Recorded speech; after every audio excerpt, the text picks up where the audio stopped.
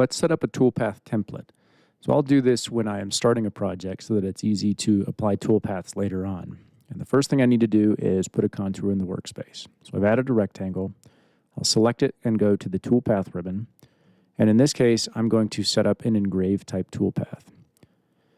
So I get the dialog here. I can clear out what I had before and then click the plus button to add a tool. I'm going down to a 90-degree V-bit tool, and I can set the depth. In this case, I want to go to 0.3 inches with this tool.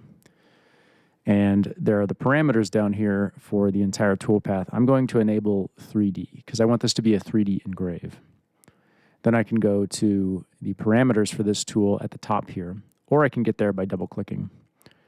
And here's where I can set my feeds and speeds. So I'm going to be cutting in the conventional direction, set this to 100 inches per minute, set my rapid rate to 300, 50 for a plunge, and 18,000 for my spindle. This is a pretty generic use toolpath that I use for prototyping when I'm using kind of a softer like wood or MDF type material.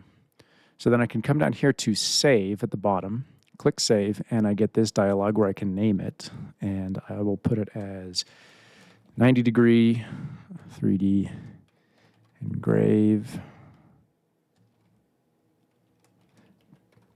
demo, and hit save, and then apply. And it will be applied to the shape I have selected.